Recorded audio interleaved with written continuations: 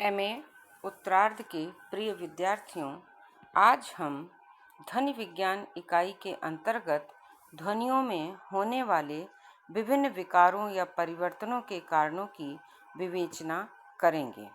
ये परिवर्तन को हम जिस रूप में देखेंगे, अध्ययन करेंगे, उससे पूर्व हम परिवर्तन की इस बात को दैनिक जीवन के विभिन्न उदाहरणों से भी जान सकते हैं। प्रकृति जिसके आसपास हम रहते हैं, उसमें भी हम निरंतर परिवर्तन देखते हैं। सुबह के बाद शाम, शाम के बाद सुबह, दिन के बाद रात, सर्दी के बाद गर्मी और छाया के बाद धूप, ये हम दैनिक जीवन में देखते हैं। इसी तरह से मानव शरीर में भी निरंतर परिवर्तन होते रहते हैं, जिस कारण से यदि हम देखें तो देखते हैं कि जन्म लेने से मृत्यु के बीच का जो मानव जीवन होता है, वह प्रतिदिन प्रतिपल परिवर्तित होता रहता है। तो हम कह सकते हैं कि जब हमारा वातावरण, हमारा परिवेश, हमारा शरीर निरंतर परिवर्तनशील है, तो हम जिस भाषा के द्वारा समाज में रहकर अपने विचारों का आदान प्रदान करते हैं, ऐसी उस भाषा में निरंतर परिवर्तन होता रहना स्वाभाविक ही है। ये परिवर्तन प्रायः भाषा में नहीं, बल्कि भाषा की जो मूल तत्व या मूल इकाई ध्वनि है, उसमें होता है। इसी कारण आज हम भाषा परिवर्तन न कहकर अपनी इस विवेचना को ध्वनि परिवर्तन के शीर्षक के अंतर्गत अध्ययन कर रहे हैं। आप लोग जान चुके हैं कि संसार की प्रत्येक वस्तु संसरणशील है, परिवर्तनशील है और इसी के परिणाम स्वरूप वह विकासशील है।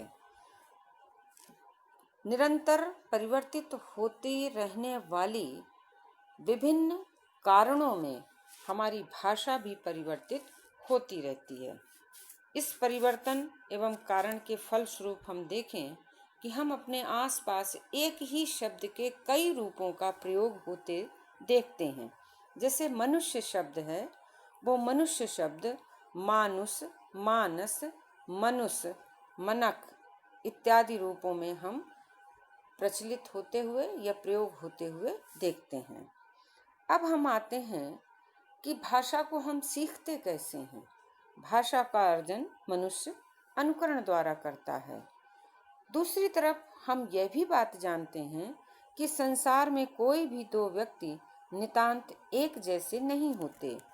उनके शिक्षा, उनके संस्कार, उनका परिवेश, उनका स्तर आदि आदि सब अलग अलग होते हैं। भिन्न भिन्न व्यक्तियों के श्रवण अवयव अर्थात कान भी भिन्न भिन्न होते हैं। एक व्यक्ति का मानसिक तथा बौद्धिक स्तर दूसरे व्यक्ति से भिन्न होता है। संक्षेप में भाषा अनुकरण द्वारा सीखे जाने के कारण अब ये अनिवार्य एवं स्वाभाविक हो जाता है कि उसमें ध्वनि संबंधी अनेक परिवर्तन उपस्थित हो जाएं। इस प्रकार जब ध्वनियों में परिवर्तन निश्चित होते हैं, तो उन परिवर्तनों के कारण भी निश्चित ही होते हैं। ध्वनि संबंधी सभी कारणों का कहें कि आज तक ज्ञान हो चुका है या उनकी कारणों की संख्या निश्चित की जा सकी है, ये बात असंगत है। अतः अभी तक जो ध्वनि परिवर्तन के मुख्य ज्ञात कारण हैं, उनका यहाँ पर वर्णन करना ही पर्याप्त एवं अभीष्ट होगा। भाषा का प्रमुख तत्व ध्वनि है। वक्ता जब इसका उच्चारण करता है और श्रोता इसे सुनता है, तो वक्ता की ध्वनि पर या वक्ता द्वारा उच्चारित की जाने वाली ध्वनि पर दो प्रकार का प्रभाव पड़ता है। प्रथम आभ्यंतर प्रभाव, जिसे हम भीतरी या आंतरिक प्रभाव कह सकते हैं, और दूसरा होता है बाह्य प्रभाव। वक्ता और श्रोता से संबद्ध जो कारणों की विवेचना होती है या जिन कारणों को हम जोड़ते हैं, उन्हें आभ्यंतर कारण कहते हैं। इन कारणों में आते हैं जैसे प्रयत्न लाघव, मुख सुख, अज्ञानता, क्षिप्र भाषण आदि। जब ये कारण बाहर से ध्वनि को प्रभावित करते हैं तो उन्हें हम बाह्य कारण कहते हैं। इन कारणों में सामाजिक कारण, राजनीतिक कारण, भौगोलिक आदि कारण आते हैं।